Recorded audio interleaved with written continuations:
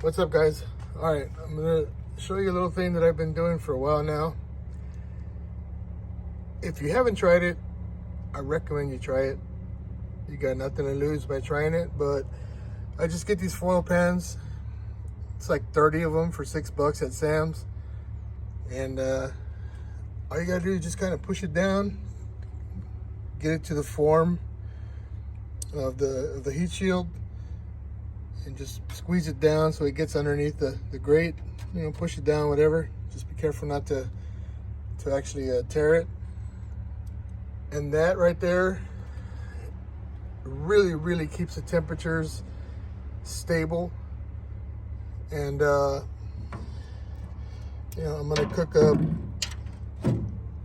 Boston butt overnight, and so once the water's gonna get up to the temperature, and it just keeps it super stable.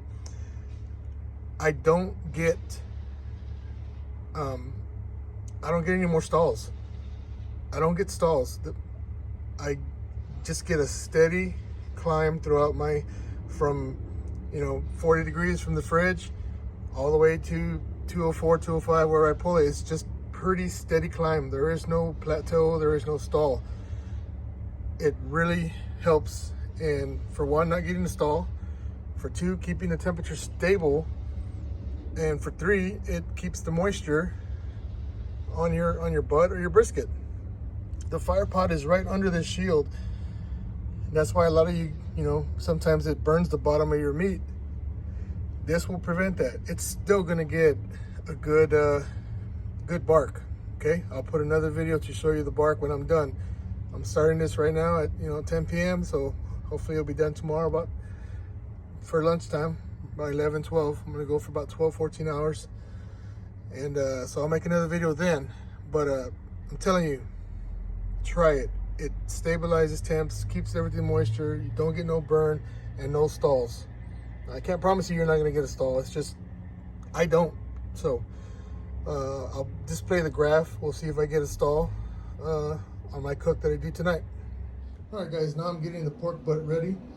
And there's a million ways you can do this. This is just one of my favorites, okay? You don't have to inject pork butts. They got plenty of fat. It's gonna be juicy. But I like to inject just a little flavor into the meat. So you don't get the flavor just from the rub. I want it inside. So that's the only reason I inject. Not for it to be juicy, but to get more flavor throughout the meat. This is my favorite. This pineapple nectar, chupacabra, brisket magic. This, believe it or not, this works great on brisket and on pork butt. The only difference is when I put it on brisket, I add garlic and I add a lot of black pepper to this. When it comes to pork butt, I'm just gonna add some brown sugar. And then of course your Worcestershire sauce. That's it. Add those three in there, mix it up, and then you're just gonna inject away. You can see how it plumps up. And I'm just gonna shoot it, 1, 2, 3, 4, 5, 6, 7, about 8 times. Finish this cup, or this 2 cups worth. And then then I'll put it over here, put some more Worcestershire sauce. Sorry for the camera work. On the outside is a binder, and then I'll put my rub and some brown sugar. You don't need to use mustard as a binder. What I've learned over the years is when you use the mustard, let's say you go to take it out at 170 so you can wrap it or whatever, big chunks of the bark can slide right off, even though it's set. Especially if you go super thick on that mustard, the bark can just slide off. I've used this for a couple years now, just to get it wet. Kick on that rub, you can't put too much rub. It's a big piece of meat, so a lot of rub, give it a good bark, and they will not slide off. you can just grab it with gloves and it doesn't move. It's nice and firm, and then you can wrap it or just to take it out to put it away in the cooler, whatever it may be. It works better. So that's up to you. I'm not saying my way is best. I'm saying this is how I do it. It comes out fantastic, and it's up to you if you want to try it. That's all. No big deal. So let me go ahead and put the rub on, and then we'll put it in the smoker. All right, guys, I got the rub put on. All I did was put some Worcestershire sauce on it and put a bunch of that chupacabra brisket rub and some brown sugar. That's it, after I injected it. All right, now I'm gonna show you the best way to turn on a smoke tube. Once again, you don't have to use a smoke tube. I just like that little extra smoke flavor. So this is the best way right here. Heat gun. Let's go. Let's see how long it takes. Just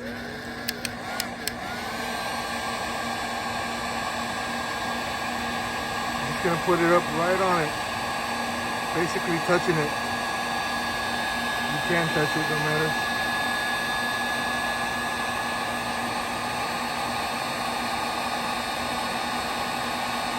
All right, 20 seconds.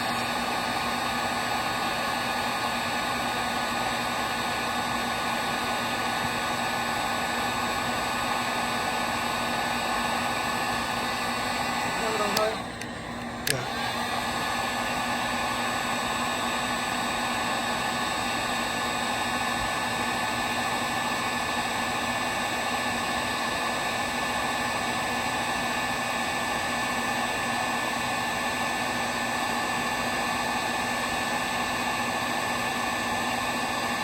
Come on, about to ignite.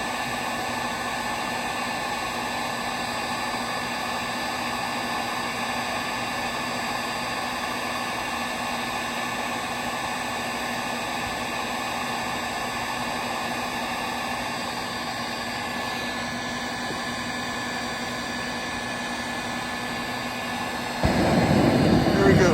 Okay, once it's on, you're just gonna go from the side. You gotta make sure it stays on. Once it's on, just blow on the side a little bit.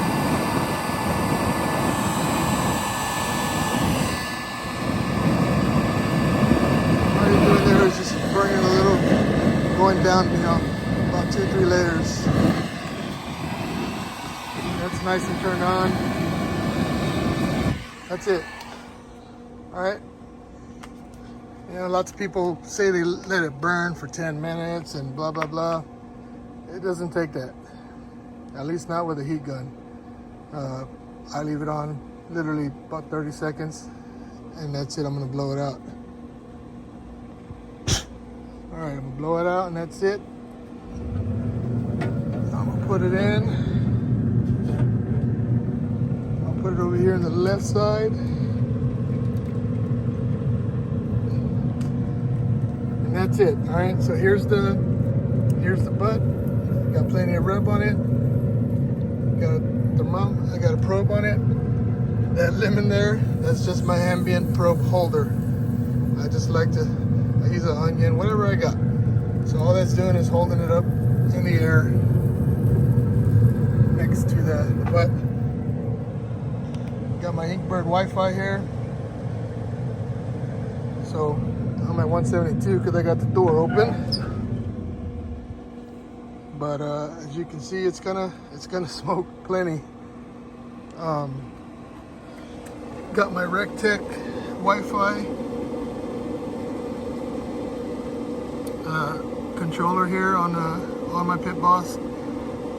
My Pit Boss controller died after 4 years, so I had a RecTech sitting around that I had on my vertical that I really don't use, so I swapped it over. I like to control it with my phone, adjust temperatures. You know, I can be at the store and change temperatures, or I can turn it off. If I'm not here for some reason and my meat's done, I can just lower it down, or I can just turn it off. But either way, I'll keep an eye on this. See, I got it set to 225. So once it gets going, it's going to be pretty steady. Showing 200 here and 235 there. I have that water pan underneath, so it's gonna hold temperature really well. All right, so I'm gonna pretty much set it and forget it. I got my hopper all the way full, and I'm gonna go to bed. I'll worry about this when I get up at 7 to take my kid to school. One thing I forgot to mention is to not place the smoke. See how it's smoking perfectly? Don't put it too close to the ambient probe. I was reading a little bit high and I forgot I put it too close. So move it on over, and also don't have your ambient probe from your Wi-Fi next to it as well. So put it on this side, and so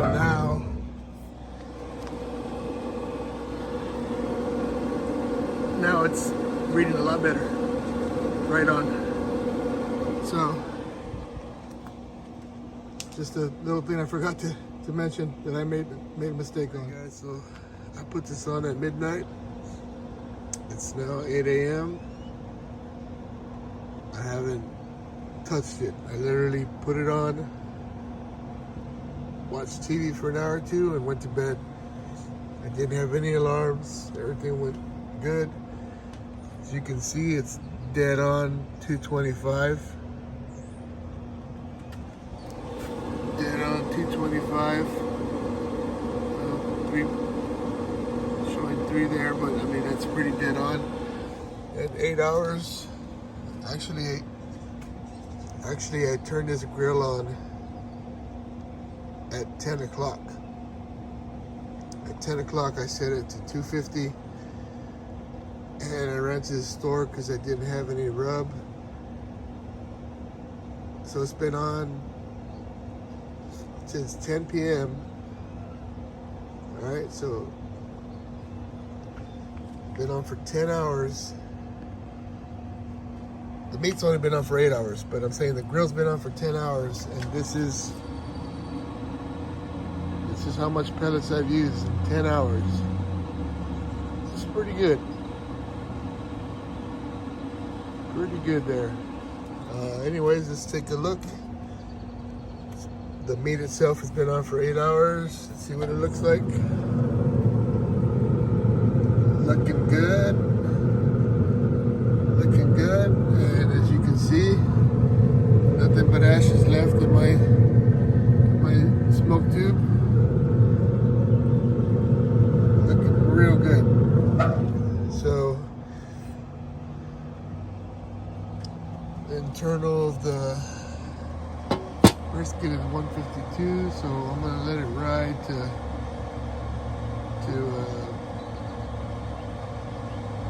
at least 170, 175. I want to get a good bark, and then I'm gonna wrap it just because I want this thing super tender. I just find it the best way just to put it in a tin foil and loosely wrap it, and add a little moisture to it, and it's going to be super juicy. So all right, we're going to let it ride till it reaches about 175 internal. All right guys, we are 13 and a half hours into the smoke, still sitting pretty at 210, 220 on this gauge, but I wouldn't trust that anyways. Sitting at 225. So internal of the pork is at 173, 174. So let's check out. I have not opened it since the morning when I peeked at it. So this is only the second time I open it. And if we have a good bark, then I'm gonna go ahead and put it in a foil pan. Here we go. Oh yeah. So yeah, that's got a nice firm bark. I think think we're okay to put it in the foil pan now. Great bark. And as you can see, not only did that foil pan of water keep moisture the whole time, but it also caught all the drippings as well. So not a huge mess on the shield, heat shield. All right, I'm gonna take it out, wrap it up, and then we'll finish it up to 204, 205. All right.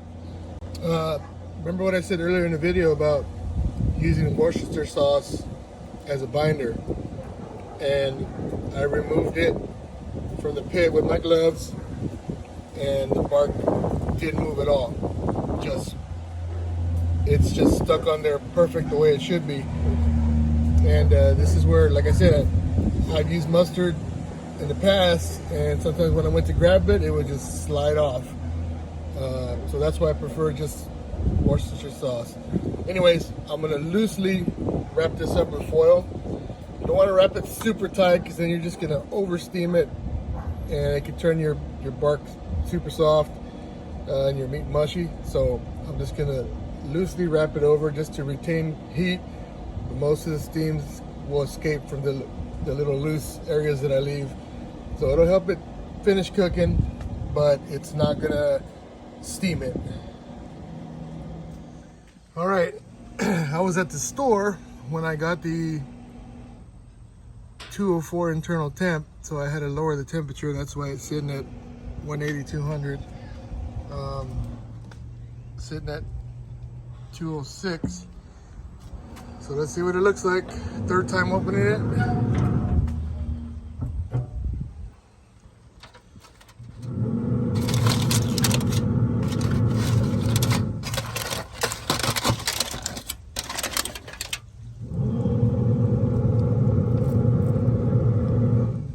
Let's see how that probe that went in. Oh yeah, look at that. Super, no resistance at all. All right, so that's done. I'm gonna take it out to rest. Got some baked beans going. So that's it. Like I said from the beginning of the video, I did not get a stall because I had a water pan underneath. No stall, just a steady climb the entire time. So I mean, I had maybe a 30, 45 minute where it dropped in temperature and I had to come back up, but that's because I took it out to add butter and sugar to it and stuff, and then it just started climbing back up again. So that wasn't a stall. That was just it cooled down because I took it out, and it's kind of cool. The temperature outside is cool, and I had it here. But anyways, I will also put a video of the graph to show you how it was just a steady climb the whole time. All right, I'll also make a video of the finished product as well once I shred it, put it in a sandwich.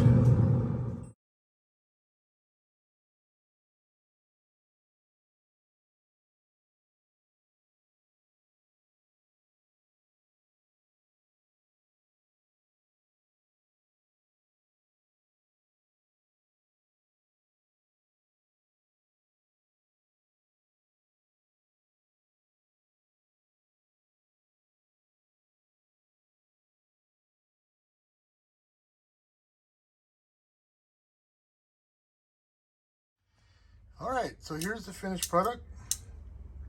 Had it resting for about an hour and a half. I drained some of the fat and juice out there. I let the fat separate a little bit, and if I need more juice, I'll put it back in. But let's get this bone out. Little chunk stayed on there, no big deal. Let's see what we got here. See, so you took a nice whole pork. It should come apart very easy with some tongs. You shouldn't need no bear claws. You shouldn't need a knife. It should just come apart just by grabbing it with tongs. And you can see it still has a beautiful bark.